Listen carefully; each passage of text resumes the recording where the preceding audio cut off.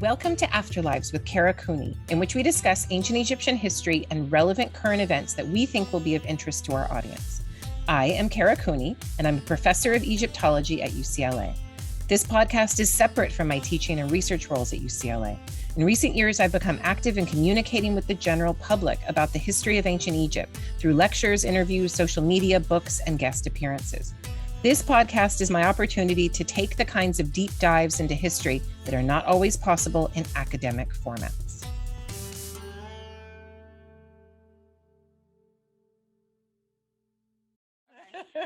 Episode 4, Sickness and Death in Ancient Egypt. So this was recorded April 8th, 2020. Seems on point. And I think just, you always start off your videos with a little, how are you feeling and what's going on? And you described yourself as feeling mushy here. So a mushy couple days. I think we're all over getting sick of being stuck inside. And I just remember those days I'd roll out of bed, go onto Zoom, stay on Zoom for like 9 hours, get off of you Zoom. Talk about missing being in the cafe and kind of the ambiance and having the kind of noise in the background and getting work done. I didn't realize how much I'd miss sun and going outside first thing in the morning. It was rainy, so you're saying you're feeling meh because it was rainy out So but I just going outside. I hadn't started taking the long walks yet. Yes, that was something that what's coming up when you. And I think all of us were just coming to terms with adjusting, acclimating to like the new normal of being home more, being inside my very small apartment. And just doing work in the same place that you sleep and eat and sitting on Zoom for hours on end. And it still is draining, but I think it was more draining then because we weren't acclimated yet. But this episode, I think, introduces a lot of people were asking, talk about plague in ancient Egypt, talk about, what's going on, what happened back then. What did I say? And so you were talking about, people going on expeditions and how death was just such a constant back then.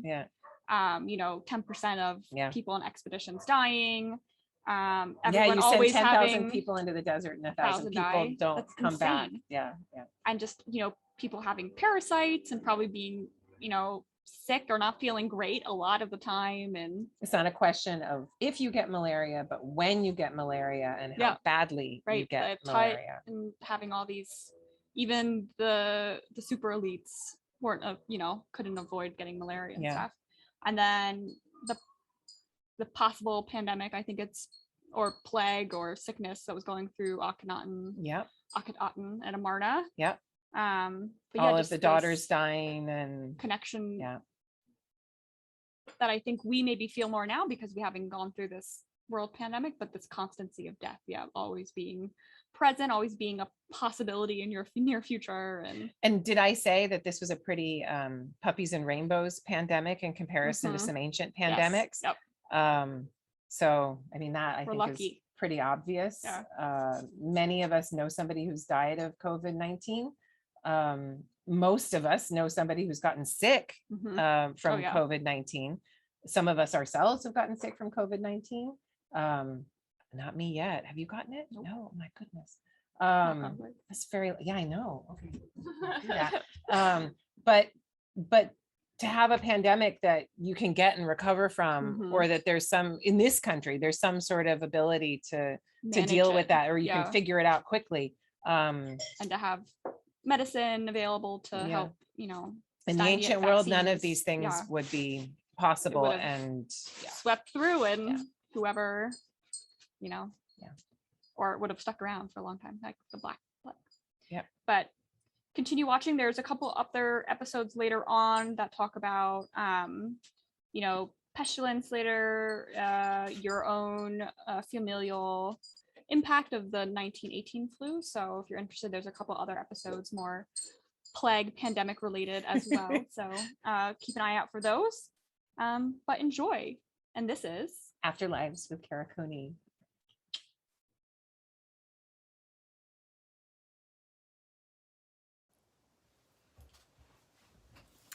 Hi everyone.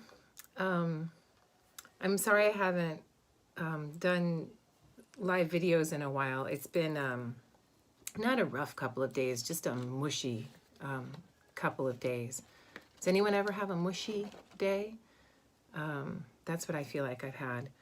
I don't binge watch TV, and I did do some binge watching the other day, so that was unlike me. But then I don't know, in LA it's usually sunny and beautiful and nice, and it got rainy, and I didn't quite know what to do with myself. So you can't go outside, you can't see the flowers. Remember the last video, I was outside in the garden and it was beautiful, and this time, you know, with all the rain, and I like the rain in California, it's nice. It just kind of really hemmed me in more than normal, and my son gets way more needy than normal, and then I don't know what to do with myself. So yeah, so it's been a mushy couple of days.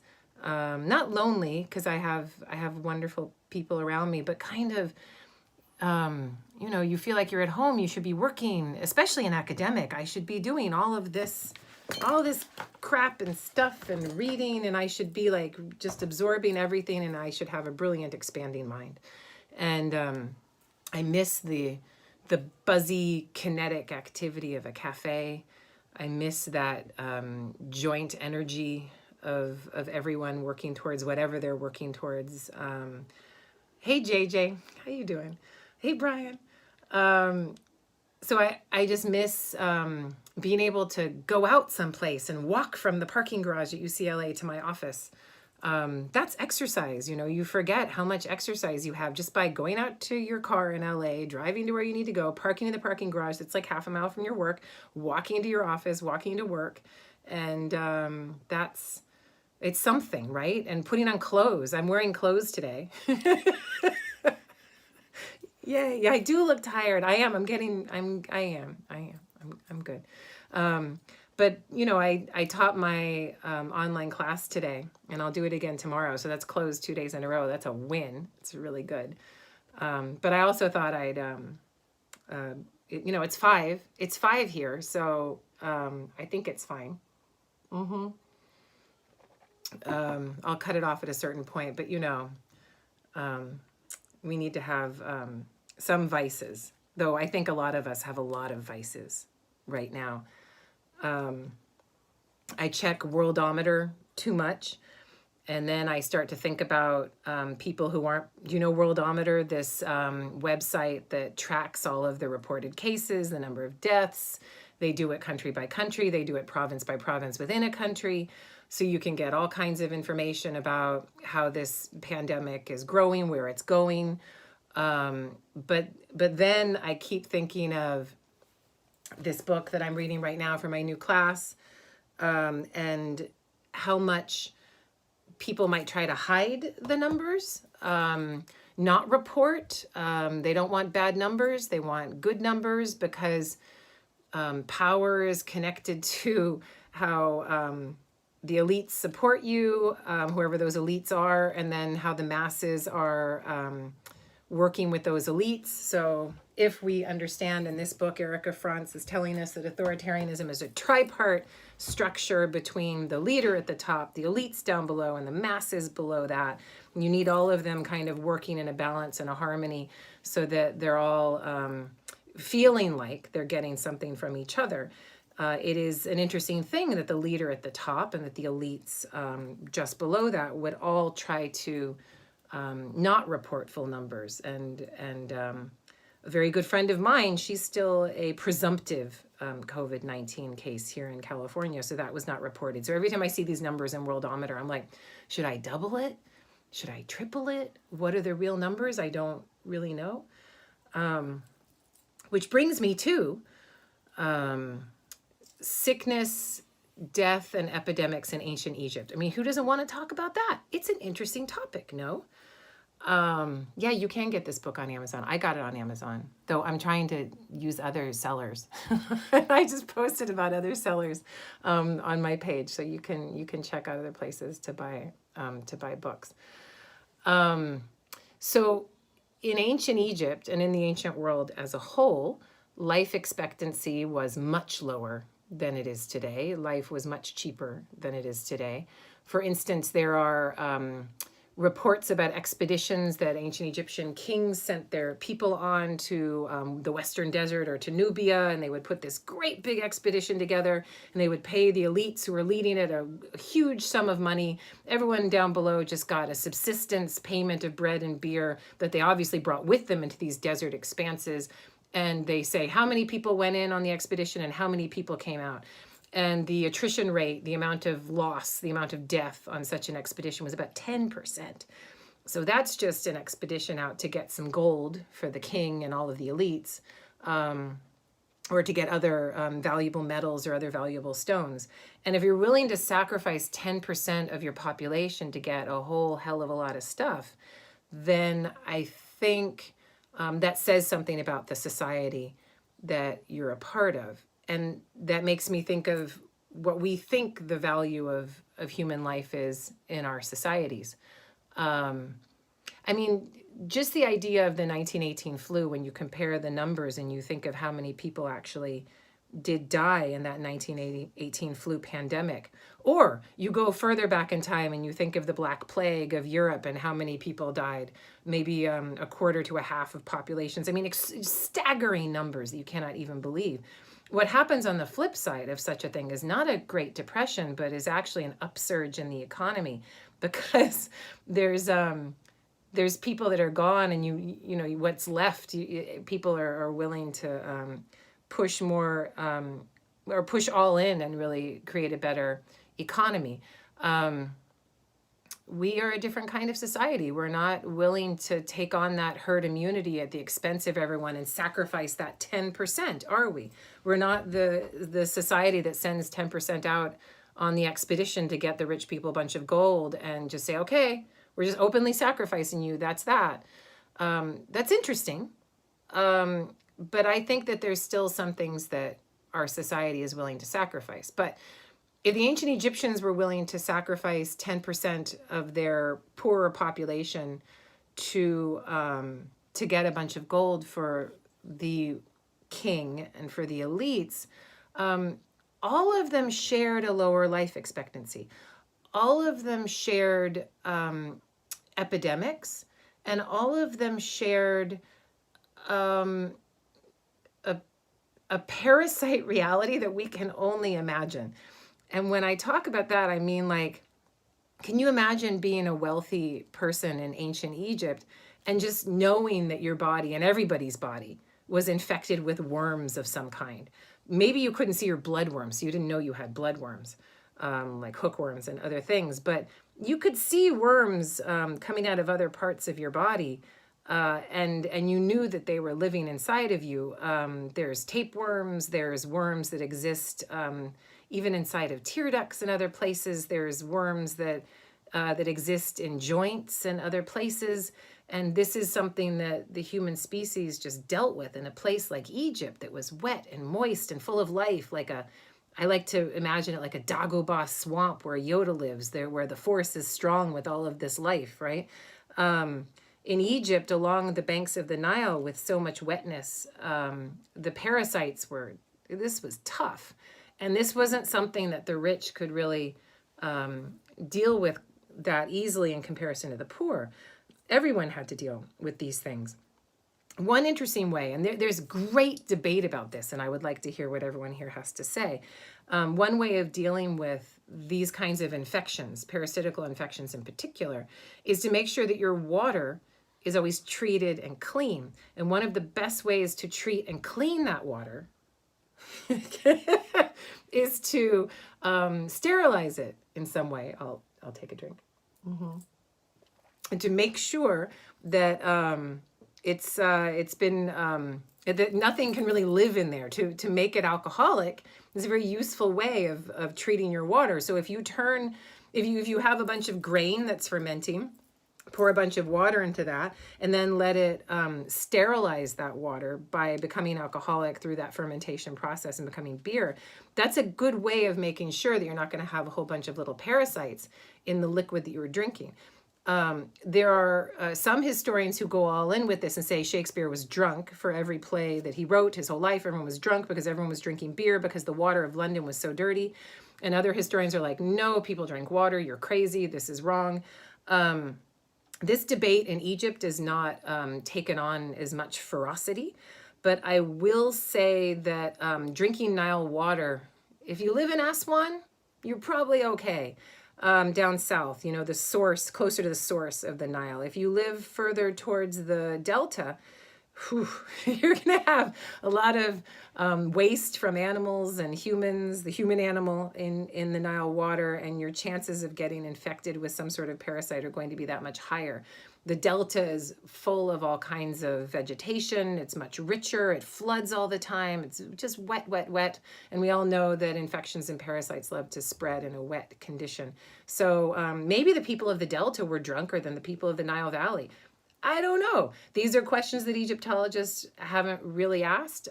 It would be hard to compare the regionality of cultural drunkenness from north to south, but it would be an interesting research question to take on.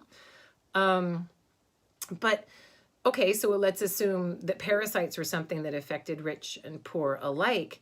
You can also prove that epidemics of an infectious nature, viral epidemics, bacterial epidemics, also affected rich and poor alike. And there is evidence for a kind of plague, some sort of epidemic, maybe even a pandemic, in the late Bronze period during the reign of Akhenaten, earlier known as Amenhotep IV, around 1350 BCE, 1330, 1320.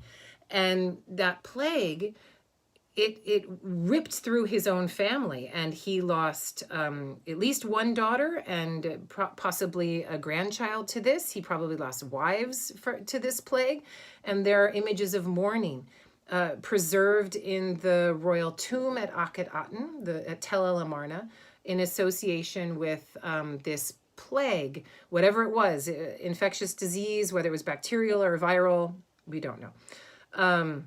The exact nature of it, we don't know. But there is information that this epidemic came from outside Egypt, or at least it's blamed on people outside of Egypt. But I would caution us all to remember that the flu pandemic of 1918 was called the Spanish flu, as a way of blaming it on people outside. And for the Egyptians, the pandemic under which they were suffering was blamed on people coming from the outside. So this is a typical mechanism for people in power to use to take the responsibility for dealing with such difficult times and push it onto others. So racism and xenophobia are connected to pandemics, and I don't think that we should be surprised by that.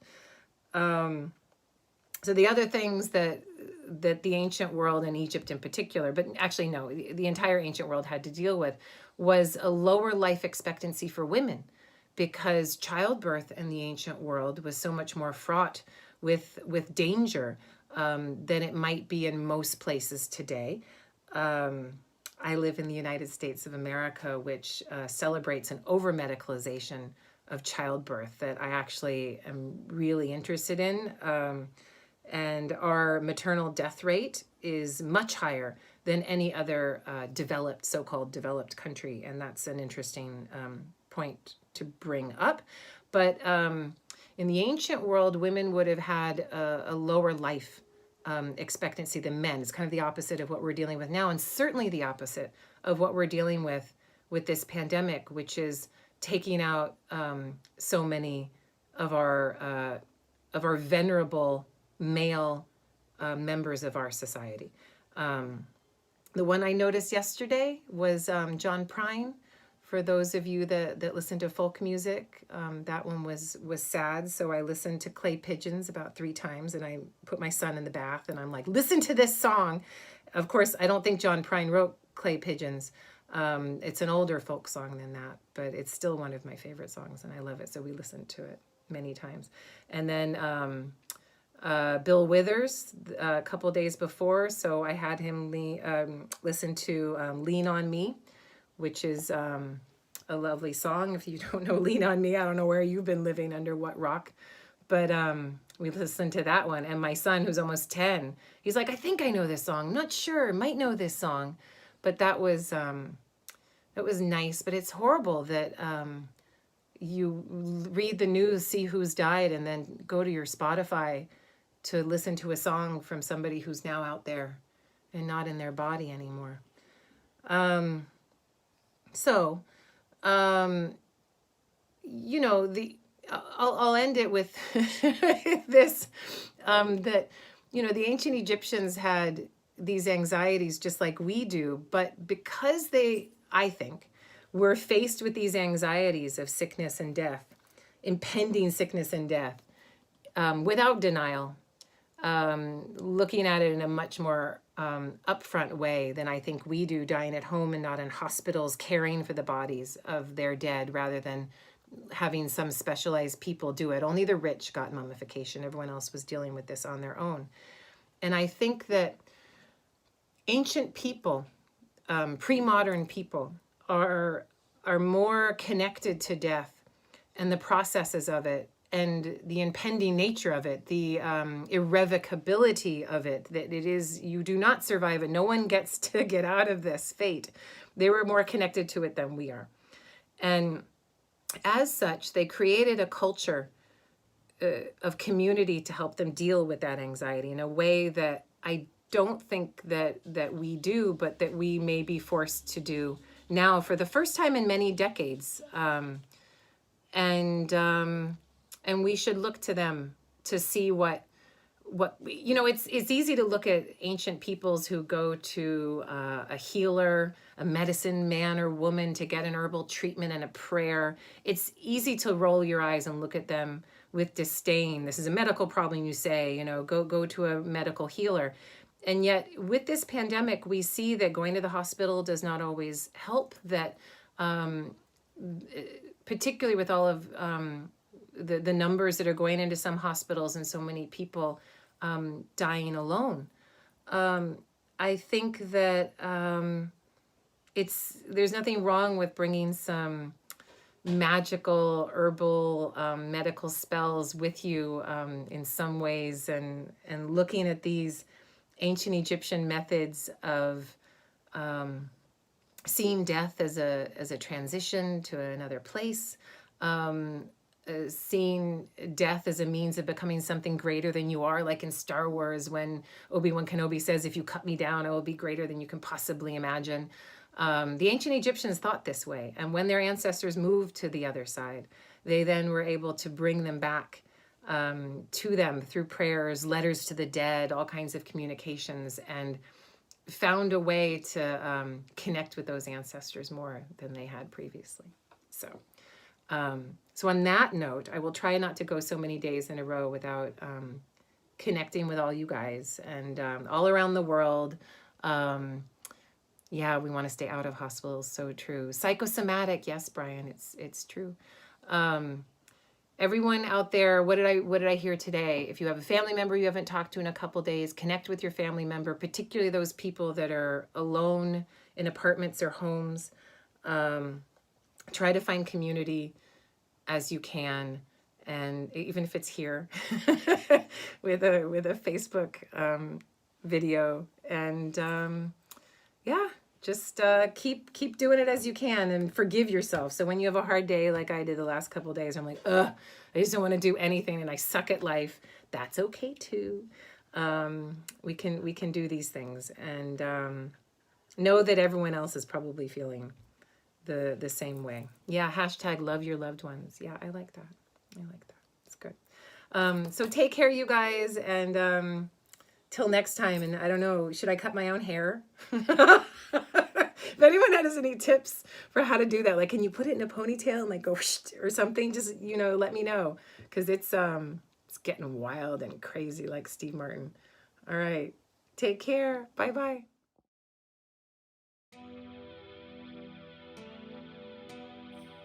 Thank you to our listeners for your support and for subscribing wherever you listen. If you enjoyed the show, please leave a 5-star review and help raise our profile and let others know about it. Send your questions related to the show and topic suggestions for future episodes to karacooney@gmail.com. You can find the video version of the show on my YouTube page, and full show notes will be posted in the podcast section of my website, karacooney.squarespace.com. And for that, thank you, Amber Myers-Wells. There you'll also find info on my books, upcoming lectures, and you can subscribe to my newsletter. You can find me on Facebook at Kara Cooney Egyptologist and on Twitter and Instagram at Kara Cooney. See you next time on Afterlives with Kara Cooney.